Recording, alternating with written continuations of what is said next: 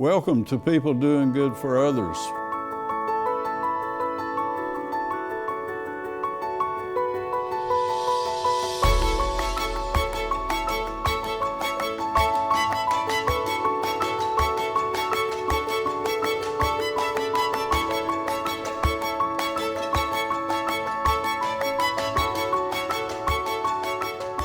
Good morning, friends. This is People Doing Good for Others, where we celebrate and honor and hold in the light those who truly make significant contributions in our communities. I'm Gary York, and I'm grateful to be with you today, and I want to thank Wilkes Communications, Riverstreet Network, and WIFM Radio for this opportunity. Ms. Elizabeth Barricklow, a significant contributor in this community, grew up in Michigan, attended Michigan State University, and has had a career in the corporate world and as a volunteer in South America. Today she serves Don Bakeries as his director of social media, and she's just a real energetic, very positive lady, and we're going to enjoy this special moment. So thank you for being here. Thank you for having me. And I think a good way for us to start is coming here from Michigan and how that happened. Well, I was up at Michigan. I went to Michigan State for college, as you mentioned, and then I bounced around a little bit. So I did live in Boston for a while, Chicago, Raleigh, and traveled, as you mentioned, around South America and Africa. And then I was working in the corporate world and decided to take some time off to write a book. So I moved in with my parents who were living down here. And then when they opened Don Bakeries, they needed help with social media and marketing. So I stepped in and started doing that. Tell us about the neighborhood where you grew up, lived in Michigan, and what was happening there. Well, it was Southeast Michigan, which was, the sort of car factory area, farm towns. So I joke that it was basically like Wilkes, but if you replace the mountains with cornfields, it's very, very similar. So it was a small town, and my dad owned the bakery the whole time I was growing up, which was really neat because the people knew us by the donuts. My brothers and I, people would invite us over, and if we didn't bring donuts, they'd say, "Where are the donuts?" So we were not sure if that's why they invited us to things. But so growing up, we grew up working in the bakery, and it was fun. It was an interesting childhood. Learned a lot. So you were very working family then, involved in the bakery. Oh yeah. Day and night. Oh yeah. As soon as we could see over the counter, there was work for us to do. So definitely grew up in that culture. We were kind of like farm kids. My dad grew up on a farm, so he raised us like we were on a farm where everybody helps, everybody works. Yeah. So it was a good experience. Elizabeth Barricklow, we're grateful that you're with us today. I want to ask a question about high school, maybe or writing. You have a real, it's a goal to be a writer, to maybe even publish a book. Tell us about, did that happen by just chance, or how did that happen? I just always loved writing. I was one of those kids that was always writing poems and, writing stuff, and just thought, I just always had a passion for it. And I went to school for communication, which was kind of the closest I could get, but still have something that I felt like would get me a good job afterwards. Yeah. And so I haven't actually put a lot of time yet into trying to get published. That was sort of the goal when I moved down here. I started working on a book about one of my adventures, volunteering in Africa. And so I'd like to do that. I'm working on a children's book as well, but it's just always been my passion. Okay. So now restate the going to Michigan State, your major, tell us that again. Yeah, so I went to Michigan State and I majored in communication. Communications. Okay. Communications. So it was a sort of blend of interpersonal communication, which would be counseling, or organizational communication, which is more what I'm doing now with the social media, although social media didn't exist then. So I'm learning as I go a lot of that part of it. And I want to let's really get involved into been in the corporate world for a while. And what did you do? And then we transitioned into making a giant step, a leap of faith, if you will. So let's visit that again. Okay. Well, that kind of happened twice, honestly. So after college, I moved out to Boston, and I got a job in the mutual fund world as administrative assistant, and worked kind of in that hyper corporate world for a little while, and then decided that I wanted to go do something a little bit more, feel like I was doing more for the world. So that's when I left that job and I went and started volunteering overseas. And I did that for several years, where I worked in development in South America. Now, what does and Africa. development mean? Well, we the say, role you played. Tell us about yeah, that. so we say development as in it's a lot of economic development. So it's going into a place where they need help basically developing their economy, developing in a lot of cases I worked with the health system. So it's similar to what your brother was doing with the Peace Corps. Exactly, yeah. All right. That's sort of the Okay. catch-all is international development is what we say. International development. And we spoke of counseling women are more likely to be successful. Share that with us. Yeah, so the research has shown that if you can get aid money into the hands of women, it's much more likely to be used to develop the full community. So for the children, Wow. for things. I had a friend who was in Peace Corps in Africa in a much more remote area than I was in. And he gave the example of he had a meeting with the community to sort of talk about what are your goals, what are your needs. And when he asked the men what they needed, they said, we should get horses so that when we go into the market, we'll be important and people will respect us. And then they asked the women what they needed, and they said the kids need shoes to go to school. So you can see sort of the difference in What a great story. yeah, difference in priorities there. Yeah. So I was very interested in helping women. When I went, my first project was a women's empowerment project where we helped to start a cooperative, and then I worked for a public health organization in Raleigh called Cure Americas, and they focus on maternal and child health. So I did that for a while. We built maternity centers in rural Guatemala. Wow. Yeah, so that's always been a passion of Now, mine. how many places have you visited so far? As a volunteer, I went to Ghana was the first place. Most of my time was spent in Guatemala and Bolivia. Bolivia. Wow. Yeah, and Bolivia was urban. That was a city up in the capital, way up in the mountains where it's very, very cold.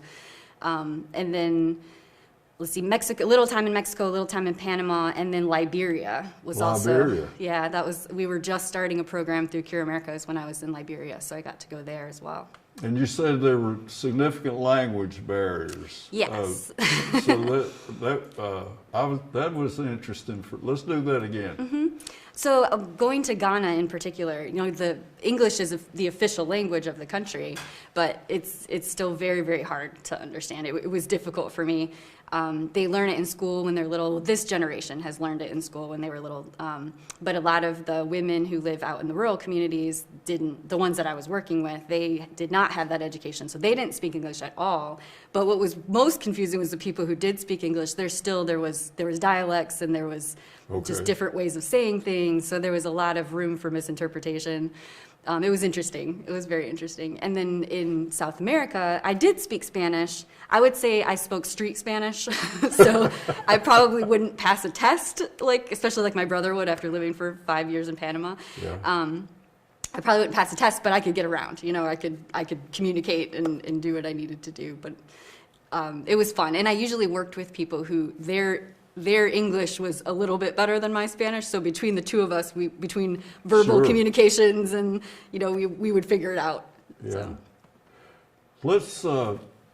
Let's go back to family again. And your brothers have been involved in outreach and ministries and and helping folks in undeveloped countries.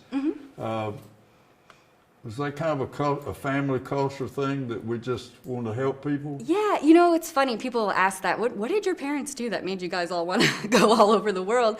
And they didn't. I mean, my dad. You've met my dad. He's the kind of why would I ever leave my hometown? This is perfect. Yeah. But I think growing up in the bakery really gave us that sort of make yourself useful kind of attitude towards life. Why stand around when everybody else is working?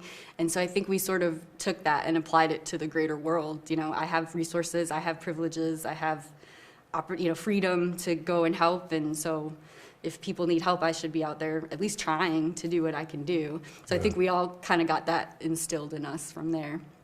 And then once one of us did it, then that sort of opens the door for the next person to say, oh, well, if they did it, I can do it too. And so we all kind of had our adventures. Okay. Your brother, Zach, has been a guest here, and we talked about Panama, and he's doing some of the same things here, and talking about folks living so close to the edge that Exactly. the least little disruption, education becomes a back part of life. You just can't do both. Yeah, yeah. So you found the same thing in Ghana?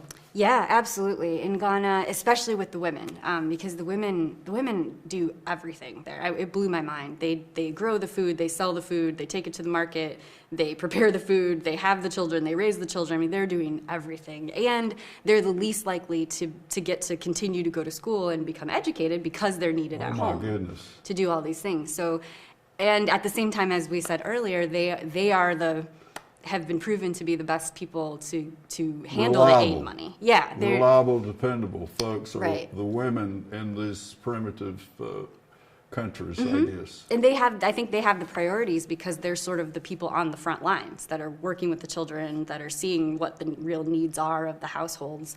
But yes, I absolutely agree. So Zach's sort of approach to the world, I think, was how do we find the people who have the least amount of power and really need that power in order to get themselves to where they need to be, to sort of level the playing field a little bit. Okay. Yeah. Wow. Micro lending was a new word for me. Okay. Will you share that with us? Sure. So microlending actually focuses a lot on women. So it's the idea that if we can give small loans to women who then can turn those into businesses, business opportunities, or basically in some way they're taking that money and turning it into more money, right? Yeah. And a lot of times the women don't have the credit that they need to go to a bank and get a loan themselves. And so cooperatives are one way that they can join together and then go to the bank and say, okay, we are now an entity, and they now have credit. So now Expand the on bank the can say- cooperative thing a little bit for me, so our folks will what is a co-op? Sure. A co-op is a group of people that are sort of in business together as a cooperative. So it's much like a business, but it's a group of people that are coming together. So let's say that you have your little subsistence farming plot, I have my little subsistence farming plot. Neither of us really have enough resources to get ahead. We're constantly, like you said, on that edge Okay. of just trying to make enough to eat every day. But if we join forces, then maybe we can start to, we can get credit. Like I said, we could get loans from the bank. We can start to diversify what we're doing, diversify the labor. You know, it's just sort of that safety and power in numbers that you can get. So when I was in Ghana, I was helping. Working together. Yeah, you're working together. And I think that a big thing is that people who are living on the edge like that, they don't have anything to put up as collateral, right? They don't have anything to go to the bank. And so they're saying, well, I can't expand my little business that I have here, whether it's making cloth or sewing or subsistence farming. I can't expand it unless I get a loan, because that's, as we all know, that's kind of how business works, right? You have to sort of have money in order to make money, and they can't get to that point to where they can then begin to expand. So microlending is the idea of helping them get above that, over that hump. And so saying... So where does this money, this micro money, is it from banks or? There are organizations all over the world that specialize in that. Organizations. There are organizations that specialize in that, and they work through banks often. India is a real hot spot for microlending that's Okay, been very microlending. successful. Very Just successful. small amounts of money put to work with people who want to Exactly. do good. Right, exactly. And with people who may not have been able to get that money through traditional means because they didn't have the education or the credit that they needed. So it's sort of helping them to get sort of level the playing field again so that they can also begin to expand what they're doing. Elizabeth Barricklow, now we are here in North Wilkesboro at 908 D Street. A bakery, again, a family business. We specialize in pizza. I took several back to Elkin yesterday, and it's the buzz around town. Great. Yeah, That's sure. wonderful. So tell us about this transition. If you also own a wellness center, your family. Tell us about how the bakery, the idea of your dad, Dave, and your mother, Bronwyn. How did this happen? The bakery. The bakery. Well, they started way back in Michigan. They ran a Yeah, bakery yeah. the whole time that I was growing up. So my dad grew up on a dairy farm, And the story was that he graduated from college, borrowed a couple $1,000s from his dad, and opened his first bakery. And then from there, it got all the way up to 10 stores that we had in Michigan. Okay. He ran it for about 25 years, the whole time I was growing up. And then at a certain point decided it was kind of time to move away from that for a little while. So he sold that in the end of the 90s to a family who still owns it today. It's still running in Michigan, still very popular. And they came back, they ended up later on moving down to North Carolina because my brothers lived here and they started having grandkids. Exactly, the grandkids, that's what they'd say. Once they knew the grandkids weren't coming back to Michigan, they had to move down here. I remember your mother saying that. That was the key, that was the key. Yeah. So they moved down here and they wanted to own their own business. I think my dad is just an entrepreneur at heart. I don't think that he could handle working for anybody else. And so I can always see that it's just something turning all the time about your dad. Yeah, and so he did a lot of research on different franchises to see what he might be able to open, and they landed on the Anytime Fitness. So they bought an Anytime Fitness and opened that, and they loved it because what they're really excited about is being part of a small community. Yeah. That's just such a great fit. And the Anytime was wonderful because it's a place that people can go where they feel welcome and they can feel like they're part of something, especially people who don't necessarily want to go to a neighborhood pub. It's healthier for them to be at the gym. And so they really loved that, and they met lots of great people. But my dad always still had that dream that he wanted to get back into the bakery business, always.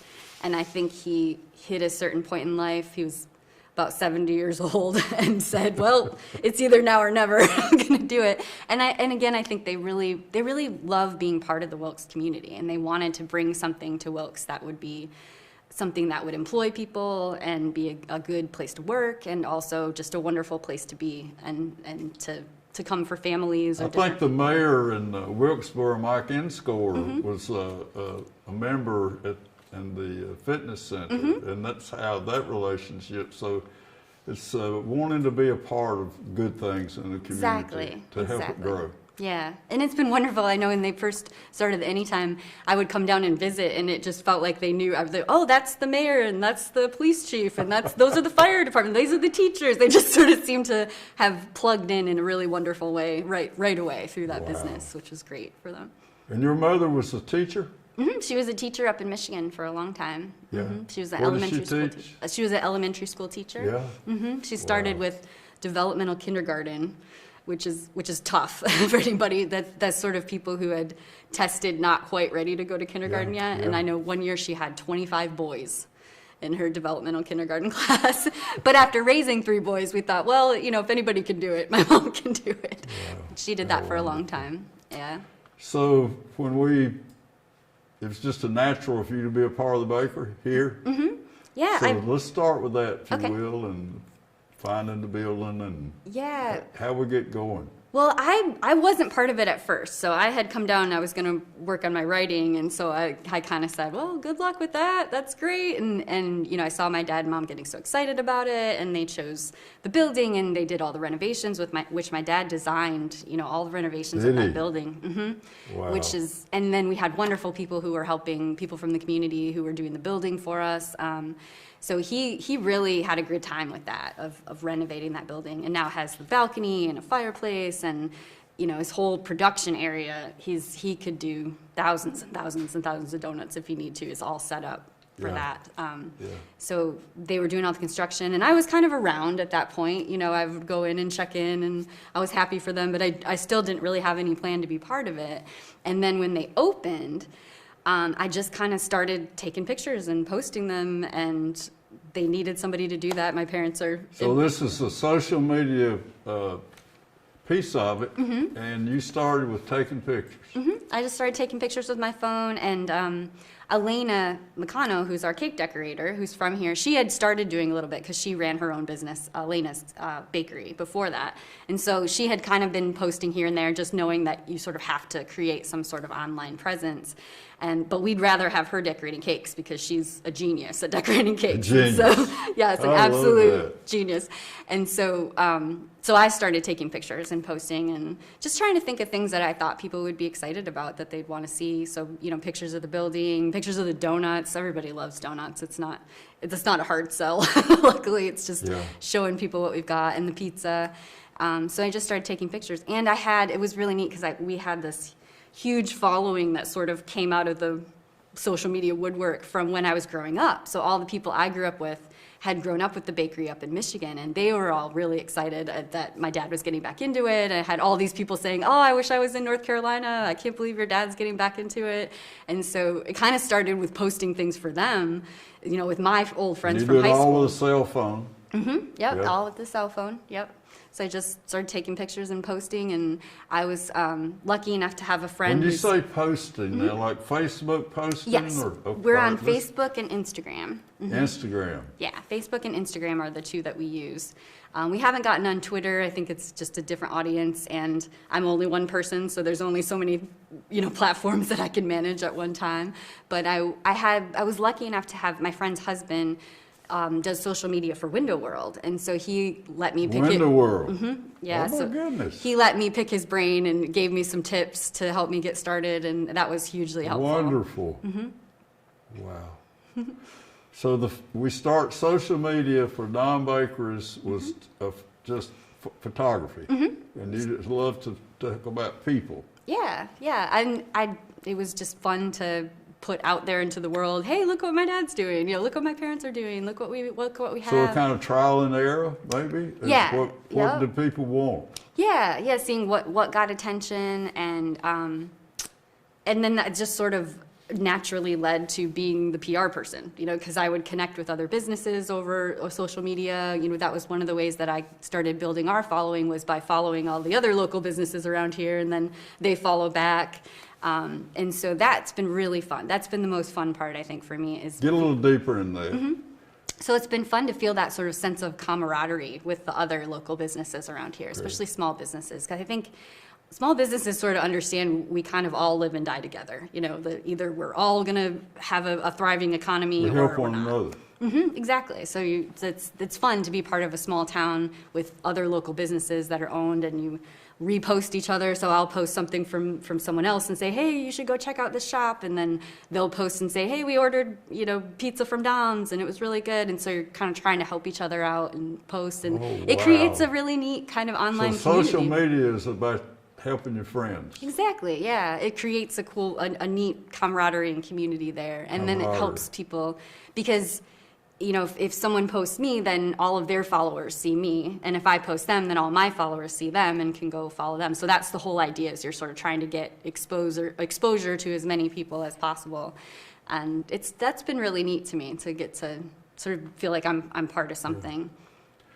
In a little different direction for a moment, I complimented your dad on how clean things are in the Don Bakery. And Thank you. that's just, he said that's part of food, being clean. Absolutely. And we have great people working for us. Rachel is one of the girls that works for us, we joke that she could be the health inspector someday, because she is on top of everything. She's the one that makes sure she enforces. Rachel, yeah, her name is Rachel, and she's wonderful. And people probably know her as the girl in the morning. I get all these comments that say, oh, the girl in the morning is so nice. The girl in the morning is great. That's Rachel. She's the morning girl. So she opens the store every day.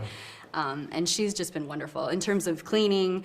And at the gym as well, we have someone who's just like a cleaning fanatic, which has been great. It's great in general, but it's been particularly great during these times, as you can imagine. Wow.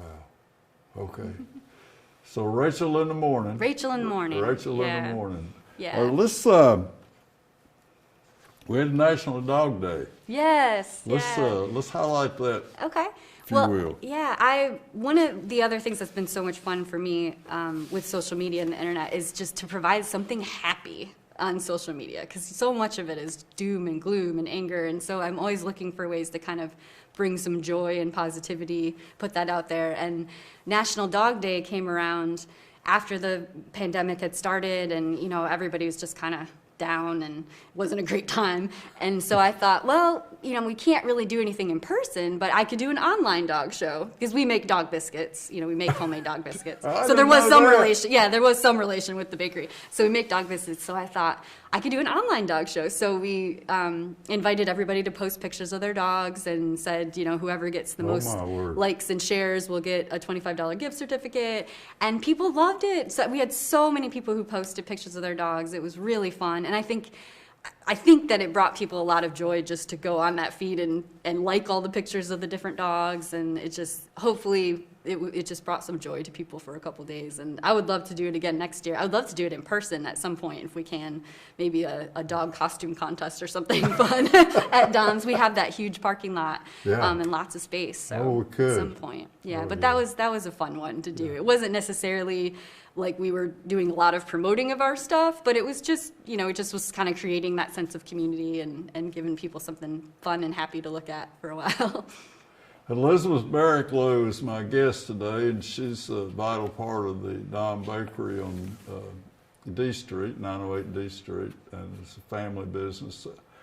I wanted just to highlight some of the descriptions of the entity, the bakery, and how you walk in, you see how clean. You talk about being positive and creative. Revisit that for me, if you will. So within the store? Yeah. We're trying to create a really positive community there in the store. We want, our number one goal is that when people come in the door, they feel really welcome. And just that it's a happy, fun place to be. My dad always says a bakery is a treat. It's supposed to be fun. It's supposed to be a place that you come to celebrate something, or a place that you come to cheer yourself up, So we've been trying to really create that atmosphere. It's been important, and we've been lucky to have employees who are really good at it and really on board with that, which is key, because we can't be that frontline person who's greeting everyone. For example, I posted one time a picture of one of our employees, Brittany, with a pizza, and a lady commented, "That's my daughter's favorite employee. My daughter even drew a picture to bring to her next time we come in." So we bring a community inside the bakery. Mm-hmm. Yeah, it's really neat. We have people who will come. We had a family with 5 kids that would come every Friday for our free dessert Friday. And that it's just been neat. We had some other people who would come every morning, especially some sort of older groups of people that maybe don't get out of the house as much. So this is, before COVID, but yeah, just trying to kind of create a place where people feel really comfortable and want to be there and have an enjoyable time and feel like they're welcome. That's really important to us, that everybody feels welcome. So let's revisit the genius of cake decorating and how did that work? And go there for me. Okay. Elena McConnell is our cake decorator, and she owned Elena's Bakery prior to coming onto Don's, and is just amazing. She can decorate cakes like I have never seen. People just email her a picture of something and say, "Can you do something like this?" And she goes, "Sure." And the next thing you know, it's a cake. She's just amazing. She was running Elena's Bakery, but she also has 3 little girls at home and wanted to be able to, spend more time with her family. And so it worked out great because now my dad does the baking for her. We have the space. We can do the dishes for her, all that kind of stuff, so that she can just focus on decorating, which is really, that's what she does. She actually won an award from the Wedding Awards. There's something called the Wedding Awards, and she won the Cake Decorator of the Year for Northwestern North Carolina. And then they won the gingerbread contest. I know Wilkes. She had her daughters there yesterday. Yeah, she did. Yep. Yeah, they come in sometimes. She's been homeschooling too, so this has been a very busy time for her. So anyone who wants a cake from Elena, try to get your order in as quickly as possible because she fills up quick. But she's an amazing lady. She handles everything, and my dad loves that she has a real mind for business as well as the artistic side, which you don't always get in people. Sometimes people are more artists, but they don't really understand the business side, and Elena's just on it. She came up with the idea for the hot chocolate bombs that we sold. She found those and said, "Hey, we can do this." And so we bought the chocolate molds and we started making them, and she decorates them, and that ended up being wonderful for us for the Christmas season. Yeah, okay. Elizabeth Barricklow, what an exciting, energetic person. You just bring a vitality to our show here. I'm so grateful that you would be here with us. You brought a armful of pastries here for our, this is like my second home here at Wilkes Communications, and we'll announce in a few minutes that the pastries are in the break room. So social media is how we get that word out to people, and we do it through people, with people, and by people. Exactly. And so that is the culture of Dom Bakery, and I want to thank you for being here, and what an honor it is to have you. Thank you. Such a I'm inspired by family business. I think it's one of the most unique presentations known to man, and how folks work together, and maybe the experience of being a social media. You weren't, but now you are. I mean, that's family business. You know, whatever comes up, someone will handle it. Exactly, right. exactly. You do what needs to be done. It's like You're it's like talking a about your farm. morning Rachel and the morning girl, or the cake lady, and so we have been keeping it clean, and so people will want to be part of something good. Yeah. I always tell people who are younger people who are trying to figure out what they want to do, if you want to have a lot of freedom and a lot of responsibility, work for a small business, for a small family-owned business, because you have the freedom to figure out things to do. You can come up with, we should do hot chocolate bombs, and we'll do hot chocolate bombs. We have someone who just started working for us who came from a corporate chain, and that's what she loves. She said back there, it was everything came from corporate. You know, she said I couldn't have a sale unless they said I could have a sale. I couldn't, and now she's with us. So we say try it, right? You say try it at the Dom's Bakery. Give it a shot. You know, let's go. Exactly. If you're someone who kind of wants to just have their marching orders and, you know, do what they're supposed to do, which is fine, then a bigger company might be better. But if you're someone that'll say, I'll figure out how to do that, or I can find a better way to do that, then a small business is perfect, because they're just looking for people who will jump in and roll their sleeves up and get things done. Thank you so much. Thank you. My guest today has been Elizabeth Barricklow, a native of Michigan who came here with her family. It's family business, Dom's Bakery at 908 D Street. We'd like for you to be a part of it. So a person who's been to several continents as a volunteer to help those needing some education, and to how to take a little money and turn it into a lot. So heart and soul of our North Wilkesboro community, the Dom Bakery, and Elizabeth, who also loves to write, who loves to spend time with family, and her mom is a dear friend. So thank you for being with us today. And I'm Gary York, and this is People Doing Good for Others.